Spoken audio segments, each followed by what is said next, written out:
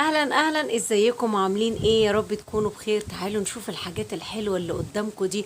ياه، ايه الجمال ده وايه الحلاوه دي! بربع كيلو صدق عملت الطاجن القمر اللي انتوا شايفينه ده. حاجه كده جميله. بصوا يا جماعه البشاميل، بصوا مليان قد ايه، بصوا مبقبق كده ولسه طالع من الفرن كده، وحاجه كده خطيره. بصوا بصوا بصوا المكرونه مليانه بشاميل ازاي. شايفين الجمال والحلاوة.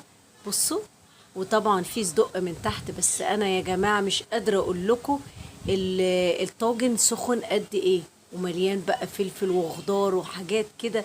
يا سلام، لازم تجربوا الوصفة دي، بجد خطيرة، هتعجبكم قوي قوي. بربع كيلو صدق هتقدري تعملي وجبة لعيلة تكفيكي لست انفار لسبع انفار، حلوة جدا. الطاجن ما شاء الله كبير.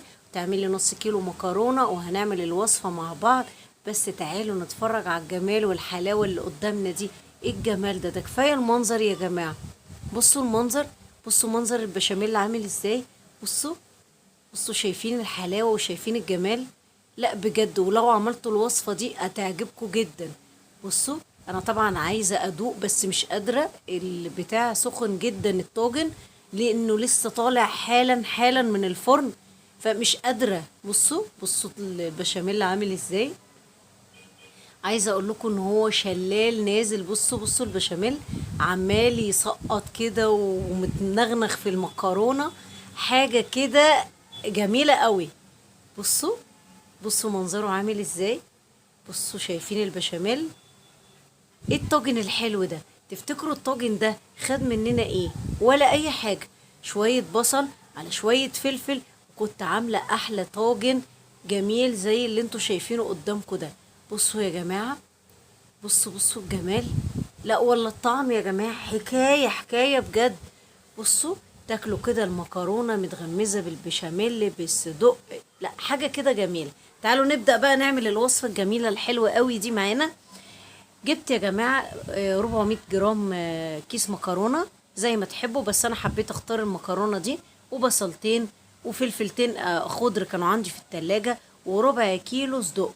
ربع كيلو صدق بس هتعملي أحلى طاجن يكفي عيلة من 6 أنفار أو 5 أفراد أو 7 أنفار. المهم إن هو هيكفي عيلة كبيرة حلوة تاكل وتشبع وتتبسط من الأكلة الجميلة الحلوة دي. كان عندي ربع كيلو الصدق ده في الفريزر زي ما انتم شايفين. قعدت كده عملته بايديا عشان انا عايزاه يبقى مجمد، عشان اعرف اقطعه من غير ما يتفرفت مني. زي ما انتم شايفين كده قطعته بكل سهولة، وهو كان متلج خالص.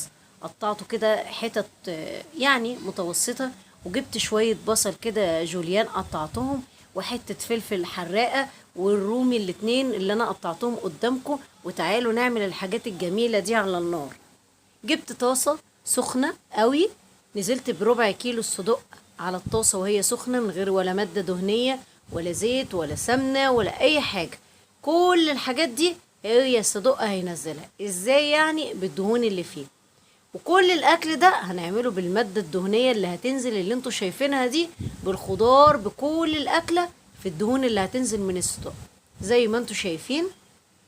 شوحت الصدق كده رايح جاي 3 4 مرات كده، وبعدين نزلت بالبصل شوحته برضو معاهم، وهنزل بالفلفل بالتدريج بعد ما ياخد البصل كده مرة واتنين وتلاتة، ادبله بس في الصدق. وهتشوفوا الحلاوة والجمال والطعم يا جماعة. لو جربتوا الوصفة دي بجد هتعجبكم لان هي حلوة قوي.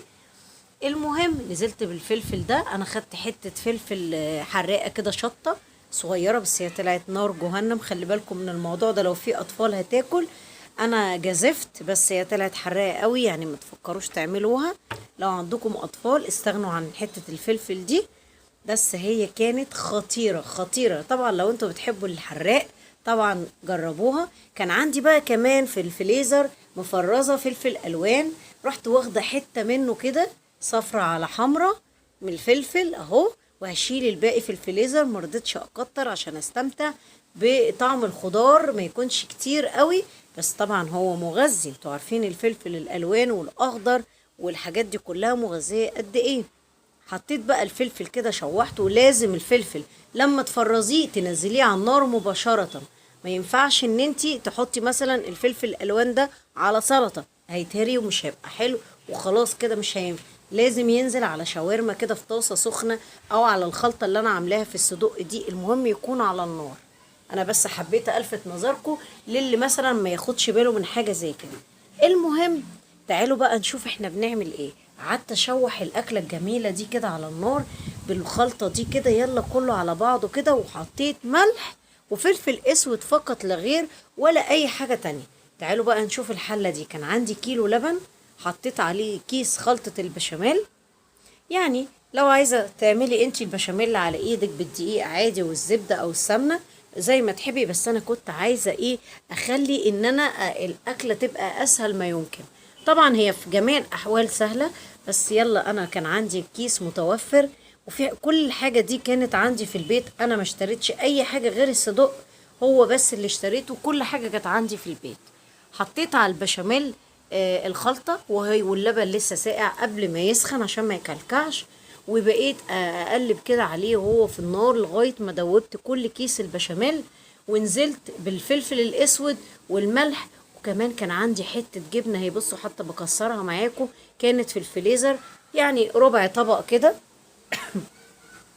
ورحت نازله بالجبنه، بس للاسف الجبنه ما كانتش بتمط وحلوه، يعني جبنه مش حلوه يعني، بس انا حطيتها وخلاص على اساس الولاد يعني يفرحوا بالمطه والحاجات اللي انتوا عارفينها دي بتعجب العيال، فحطيتها. بس للاسف يعني ما ادتنيش المطه اللي انا كان نفسي فيها كمان، بس مش مشكله، المره الجايه هجيب جبنه احلى من دي شويه.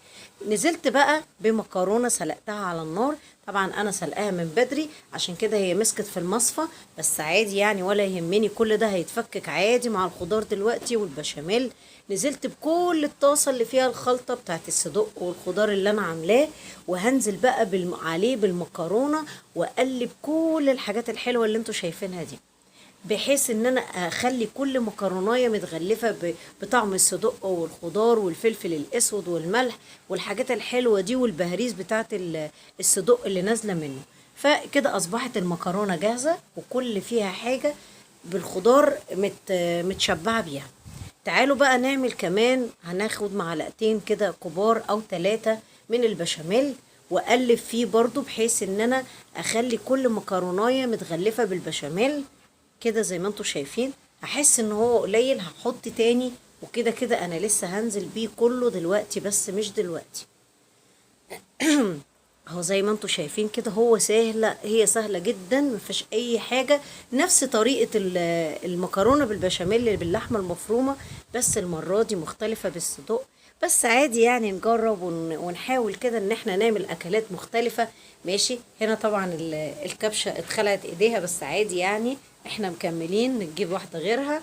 اهو نزلت بالطاجن كده، حطيت كبشتين بشاميل في القعر بتاع الطاجن، وبعد كده رحت نازله الخلطه بتاعت المكرونه زي ما انتوا شايفين كده، ورحت حاطه فيه كل المكرونه بالصدق بالخضار، ونزلت على البشاميل بقى، نزلت عليه بالبشاميل. طبعا البشاميل هنا كان كتير، فانا كنت عايزه احط كل البشاميل، انا كنت بصوا لازم احط البشاميل كله. طب اعمل ايه، البشاميل هنا زياده عن اللزوم، قعدت بقى انغص في المكرونه عشان انزل البشاميل ده تحت كده زي ما انتوا شايفين، الحله لسه فيها والبشاميل هنا كتير، بس عادي كل ما تبقى غرقانه بشاميل كل ما تبقى احلى. عايزه اقول لكم يا جماعه، بشاميل كتير في المكرونه ده حاجه يا قمر كده. نزلت ببقيه الجبنه على الوش اهو، المكرونه اهو شايفين. الجبنه للاسف كانت كتيره، بس للاسف ما كانتش بتمط زي ما قلت لكم، بس المره الجايه هغير المكان واجيب من حد تاني احلى. نزلت بقى ببقيه البشاميل اهو زي ما انتم شايفين، وعايزه اقول لكم ان هو كان عمال يبقبق في الفرن، وكان خطير خطير، وكان بيسقط كمان على الصاجه زي ما انتم شايفين الجمال، شايفين الحلاوه، ايه الجمال ده، ايه الحلاوه دي، بجد اكله تحفه. يا ريت تجربوها، وكل اللي يجرب الاكله الحلوه دي يكتب لي كومنت كده في اي فيديو من فيديوهاتي، او يكلمني ويقول لي ايه رايكم في الوصفه الحلوه دي. بجد كل عيالنا هتفرح بيها قوي، لان احنا عارفين الاطفال بتحب البشاميلات والمكرونات والحاجات الخفيفه اللي زي كده.